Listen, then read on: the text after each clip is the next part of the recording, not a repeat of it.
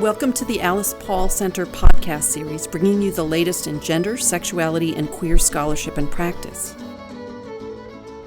My name is Gwendolyn Beetham, and I'm the Associate Director of the Gender, Sexuality, and Women's Studies program here at Penn. And today I'm here talking with two senior Gender, Sexuality, and Women's Studies majors. My name is Benjamin Chansky. I'm currently a senior. I am from Bryn Mawr, PA, which is one of the suburbs of Philadelphia, and I am a anthropology and gender, women's, sexualities double major. Hi, I'm Debbie Rabinovich. I'm a gender studies major, double majoring also in urban studies, and I have minors in religion, Latin American studies, and anthropology. I'm from Charlotte, North Carolina. And that's me. And they're here to talk about their senior theses, which they just completed. First of all, congratulations to them both for completing and almost being graduates of the University of Pennsylvania. I'm going to start off asking them a few questions about their research, and then they're going to give a little advice, I think, to students who might be interested in pursuing research with GSWS here at Penn. So, starting off, I'd like to ask each of you to briefly explain the research that you conducted and maybe talk about it through three main takeaways that would be important for someone to know, even if they didn't have any background with your research topic. Firstly, Dr. Beetham, thank you so much for having me and for, of course, being so helpful this whole year with all of the work. The title of my thesis was Investigations into Queer Experience, an ethnographic comparative analysis tracing the development of queer identity from adolescent high school to young adulthood at the University of Pennsylvania.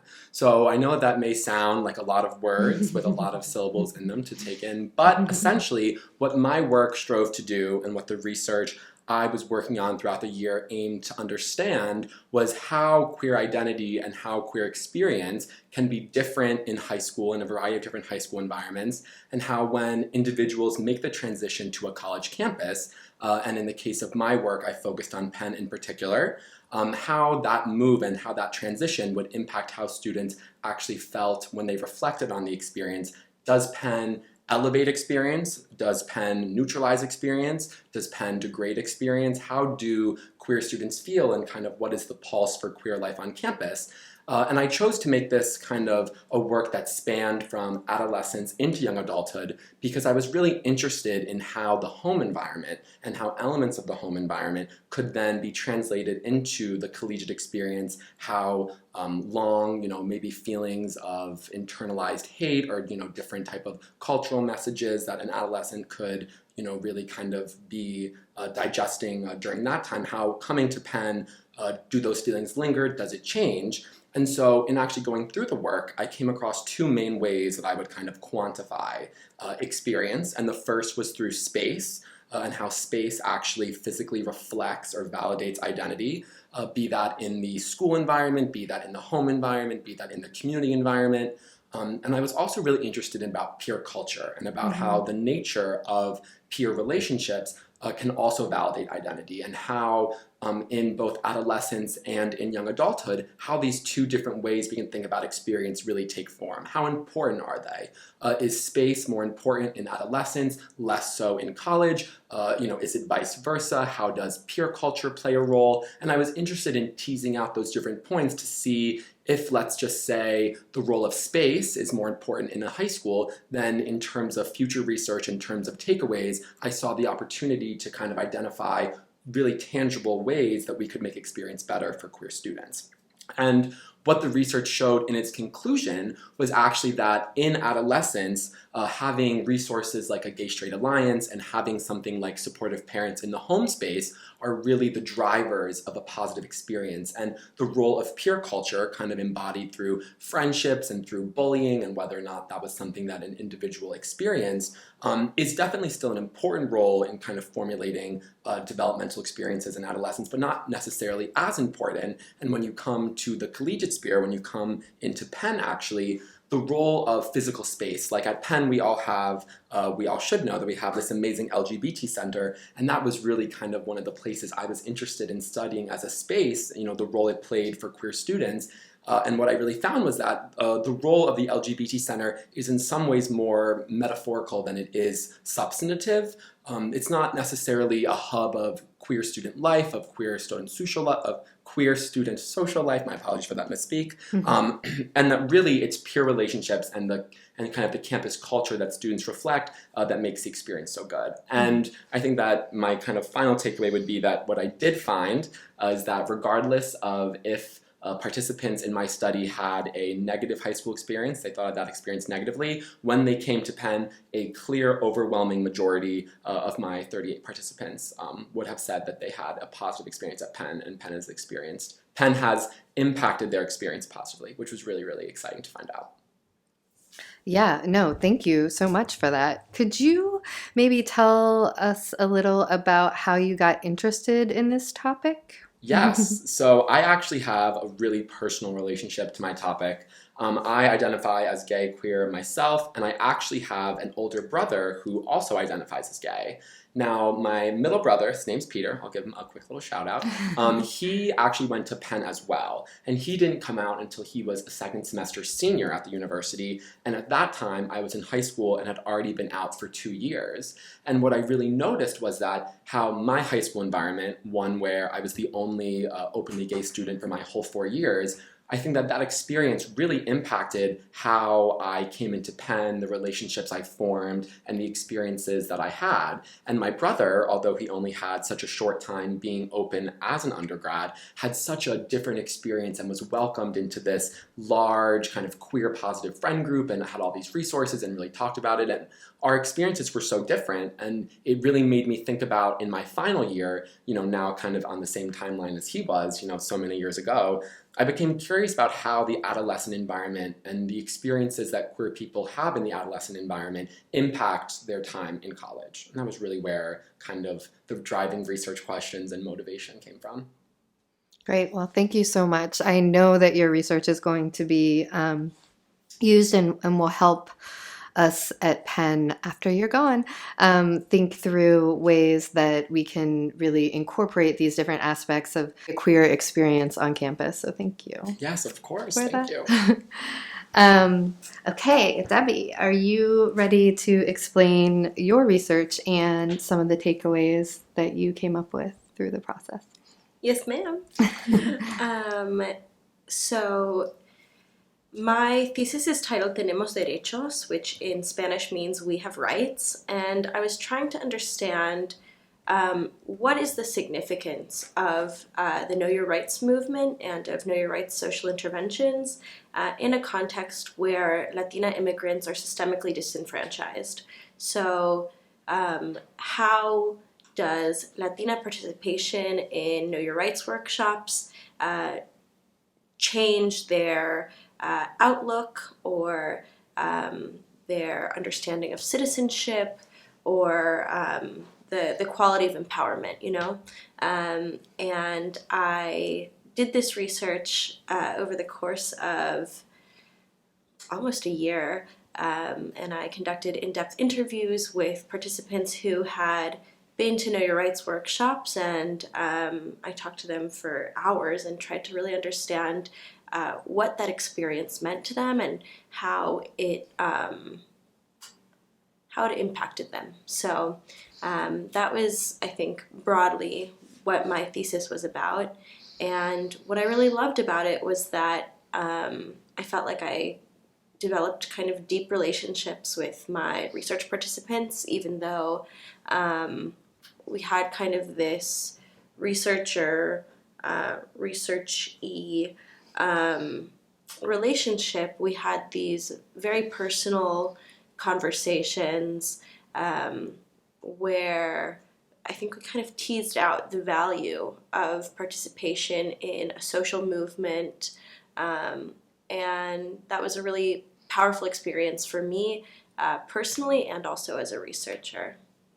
Could you tell, you have a really powerful story that you start with in your thesis about kind of what drew your interest, or maybe it wasn't exactly what drew your interest, but it happened during the course of your research. And actually, a research participant mentioned it as you were researching. Could you tell our listeners about that particular instance? Yeah, there was a case in California of a woman who stopped ICE officers, the Immigrations and Customs Enforcement officers, when they illegally boarded a Greyhound bus that she was riding from Bakersfield to Las Vegas. And she was able to kind of yell to the whole bus that their boarding the bus was illegal and that no one had to show any documentation, even though the bus driver had announced over the loudspeaker that they were going to be checking IDs. And this story went kind of viral the summer that I was really kind of in the depths of my research. And one of my participants mentioned it and said that this woman had probably been to a Know Your Rights workshop. And in all the reporting about this story, really interestingly, it says nowhere that she ever attended a Know Your Rights workshop. But what interested me most about that was that my participant that I was interviewing saw herself as connected to this woman who she had never met, who she never will meet probably, who lives on the other side of the country. My participant was in Philadelphia, and this woman continues to live in California. And my participant saw them as connected through this Know Your Rights movement, this movement to stand up for the rights of immigrants and the rights of marginalized people. So that was very, very exciting to hear about, because I think it really emphasized the power of Know Your Rights movements and also of sharing the stories of people who participate in them. Definitely very powerful. Thank you. What advice would you give to a rising senior who is just embarking on thesis research? Ernie. I think that the biggest piece of advice I would give to a junior thinking about the research process, thinking about a year-long kind of literature and a thesis to work on, is you can't be intimidated by the beginning. I definitely had a little bit more of a rocky road in the beginning of the kind of process of figuring out what my topic was, how I was going to move forward, how I was going to collect data. I didn't actually really get my feet on the ground until mid-September, and I thought at that point that I would have been too late to actually collect substantial research, to follow through, to change around my question, and there was time. There was more than enough time. And I think that being not afraid of initial failure and pushback, there are a lot of times in the thesis process where you'll come across roadblocks and obstacles, and those are normal. And anyone who has completed the process of creating and contributing knowledge can probably attest to, those obstacles that were in their way. And I think that looking at those challenges as moments for you to grow and to learn and to really contribute is, I think, the best perspective and best advice I can give to someone thinking about the process, because it's exciting to overcome those different things that can be in your way. And not always your first go at it is going to be right, and being comfortable with needing to rework things and comfortable with maybe that sense of failure, even though it's really no failure at all, it's completely normal, is definitely the advice I would give to someone. Yeah, let's tell folks too how what your survey ended up being, like what your results ended up being, how many survey responses you got, and how many interviews you managed to get. Yes, so I didn't actually kind of launch my survey until I think October, the middle of October. And between that time to about early December, I was able to get 38 respondents. And this kind of group and population of students were not all white students. They were not all a single gender. They were not from a single area. It was an incredibly diverse spread of demographics across the university, and I was able to interview 13 people individually for a more kind of in-depth look at their queer experience. And I think it felt really great to hit those numbers and to feel like, even though I had kind of been late to the game, I had kind of fished them in my own way. Great. Debbie, how about you? Advice for someone starting out? I would have two main pieces of advice. The first being that you really never know when inspiration will strike. I remember kind of milling over what I was going to do for months and feeling frustrated because nothing felt right. I had lots of like triple Venn diagrams of my interests like drawn out in notebooks, and nothing felt like it was at the perfect intersection of my majors and minors, or like it was at exactly between these three interests I had identified, which was like gender, immigration, and like law.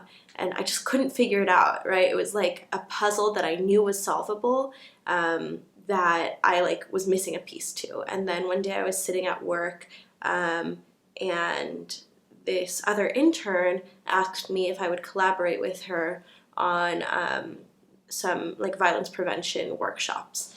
And I was like, yeah. And then I thought about it more, and I was like, I wonder what the participants think about these workshops, because a lot of the participants were my clients at work.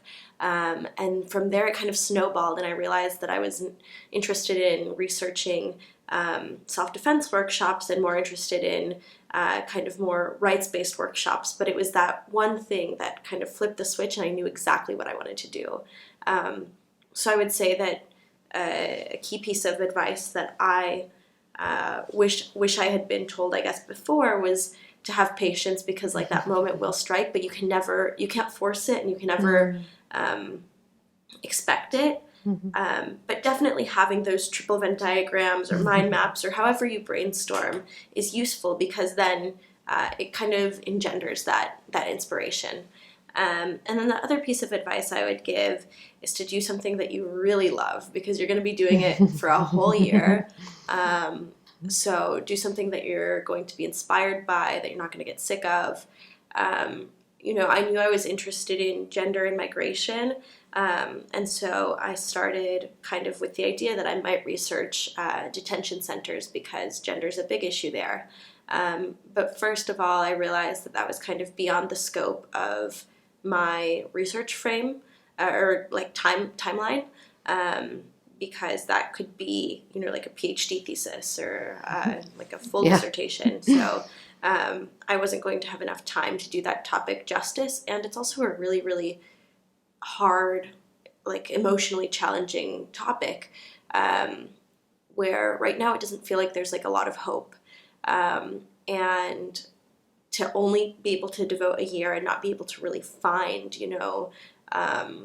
the depth of that topic as a researcher would have been, I think, not as fruitful as my topic. Whereas with my topic, like, it's clear that there are these inspiring outcomes that I didn't go in looking for them, but I knew that there was a story that needed to be told there, that could kind of give people some hope, give me some hope, in this like very challenging political climate around immigration, and that made it like very driving for me. So that's the advice I would give. Right. Yeah. I mean, and the last point you raised is really important, because I think you were very clear in your thesis, in undertaking your thesis, that this is particularly important at this political moment, what's happening in this country right now. And yet and still, I think the findings were really positive ones in terms of the levels of empowerment that women who had taken these, who had participated in these trainings experienced as a result of that. All right, let's move on to the next question. What advice would you give to a student who is pretty early in their time at Penn, who might be considering a GSWS major?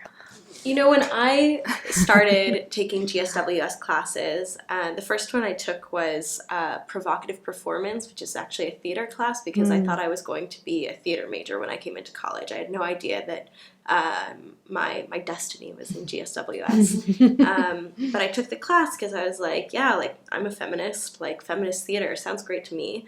And then I got sucked in, and I knew that I wanted to keep, to like diverge from the path that I thought I was on, and I wanted to keep taking GSWS classes. Even after I had decided, I couldn't really articulate, what it is about gender studies as a field that is valuable. Like I just knew it was, but I couldn't really articulate that well. And I think my epiphany came when I realized that gender and sexuality are something that everyone has, whether like wherever you fall on all of those spectrums, everyone falls somewhere. And so to that end, like GSWS is a study of people and their identities, and the classes, I think, take care to be very intersectional, and so it really is a very holistic study of people. And so, I mean, Ben and I are both anthropology majors, minors, anthropology people as well, and so it makes sense that I think we have that overlap because GSWS gives you a really, I think, important perspective on just like what it means to be a person. Like that sounds really broad, but it's important, and that has translated into all the work I'm doing, whether I'm in urban studies, trying to understand like how, I don't know, like the layout of a park affects like the people going through it. Like my very, I think, deep understanding of identity that comes from GSWS translates beautifully into like every other discipline that I am studying. The advice that I would give to a student earlier in their time at Penn who's considering a GSWS major is, firstly, you have to just get in there and take some classes. You need to get a sense for what the subject matter is, and if you're only taking the intro classes, then you also should recognize that there's life outside of that, and that the applicability of the theories, of the perspectives, and of the things that you gain from those kinds of first classes makes all of the other work you do in higher level classes or even in cross-listed English GSWS classes, you have such a wider sense of what's going on. Yeah, I think one of the things that we've talked about together and that both of you have talked about, which I think is great, is the way that the thesis process allowed you to bring together a lot of different things that you have been studying over the years. And it was like, oh, wait, all of this does connect somehow. I didn't even realize it at the time. Like, Ben, I know that you did previous research, not exactly on the same kind of thing, but you had done survey work and you had done interviews with Amy Hillier, the professor who you worked with as a faculty advisor for this. So, drawing on some of that practical work and then drawing on your anthropology background. So, this is something that was really great to see for both of you, I think. And also, I think that something that was also cool about the whole process was in being able to actually write a thesis and being able to make it as interdisciplinary as we wanted. As Debbie and both Dr. Beetham had mentioned, anthropology was brought in and so was GSWS. And even during my time at Penn, I've never been able to take psychology classes, but psychology and kind of understanding more about behavior is something else that I've always been really interested in. And having the chance through this year of research to bring that component into my actual work was something that I really enjoyed and kind of helped me feel like I was both kind of bringing together all these things I have background on and then also kind of supplementing it with another field that I've always been curious about, which I thought was just kind of a great opportunity of a lot of intersectional fields coming together. Great. Okay, last question. Looking back on the thesis process, what would you advise your earlier self back in September who is starting this thesis, knowing what you know now? Knowing what I know now, I would have started my data collection earlier and with more rigor, and I would have started to actually analyze the data before winter break, or maybe having begun thinking about that before winter break, because I think that the way that I really structured it was, I was collecting data in the fall and I was doing the analysis and doing the latter half of the writing in the spring, and I think that divvying it up in that way actually presented some real challenges for me where it's over Christmas and you're trying to work on it and the data's kind of sitting there, and then needing to reintroduce myself to kind of everything, 3 weeks later, 3 weeks after the fact, I think made it a little bit harder to see the work in its full form right away, which I think made it a little bit harder to get back on track. So I think that being consistent with just always kind of reading and reviewing, even if it's just a little bit each day or each couple of days, just to keep the topic fresh. When you actually sit at the end in, April and you have a 63-page document in front of you that, you don't want to always feel like you need to read through everything to remember what you said. You want to feel like, it's really ingrained in your mind and something that you've been kind of digesting each part of continuously as you go. And I wish that I had internalized that more. And like I said, I wish I had started data analysis a little bit earlier than I ended up doing. Right. For me, let's see, a few things. First of all, summer research is harder than you think it's going to be because students go on summer break. Everyone goes on summer break. Like agencies do less programming. People have less time to be interviewed because they want to enjoy the sun. So the more time you can devote to it kind of before the summer begins, the better. One thing I really never expected was that nothing would help me with my writing as much as the logic class I took to fulfill my formal reasoning requirement.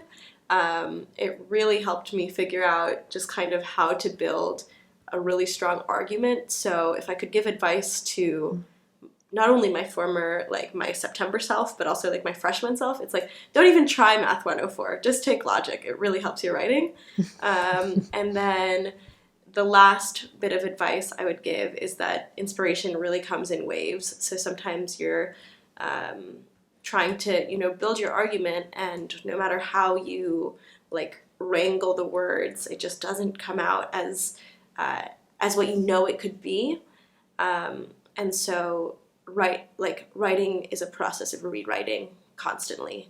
And that's really hard because nothing else I've done in college has been that way. But I think I had to learn to write a draft. Any closing thoughts? Any last words of wisdom you'd like to offer? Besides, be a GSWS major, write a thesis, and don't be afraid of it. Be a GSWS major, write a thesis, don't be afraid of it. I'll just repeat what you just said. Right? I'm trying to yeah. I don't know. Don't be afraid to take on an ambitious project. Something that is awesome is once you write a thesis, you are one of the world's leading experts on a very niche subject. Very niche, but you're still one of the world's leading experts. Isn't that crazy? And if anything, having the opportunity, actually something else that I do think is really important is this is probably the only time in your life that you can do a process like this unless you continue on and do further academic work or anything like that. Being in the position to partake in a process like this over a year, to work with people specifically and in a very kind of close personal way over a long period of time, there's so much that you learn about what goes into actually these textbooks, into these things you do. Even just having that perspective of how knowledge is created, I think is so valuable for anyone getting ready to springboard off into whatever the next step may be after graduating, and feeling really accomplished and really proud of being able to actually say, I have written, this incredibly long, well thought out, organized thing, and I did it. I think that it's kind of a champion moment that everyone should be able to experience. Wonderful. Well, thank you. I'd like to thank world's leading experts, Debbie Rabinich and Ben Chansky, for joining me today. Again, I'm Gwendolyn Beetham, Associate Director of the Gender, Sexuality, and Women's Studies program at Penn. That's it. Thanks very much. You've been listening to the Alice Paul Center podcast series. To listen to other episodes, please go to the Alice Paul Center website at the University of Pennsylvania.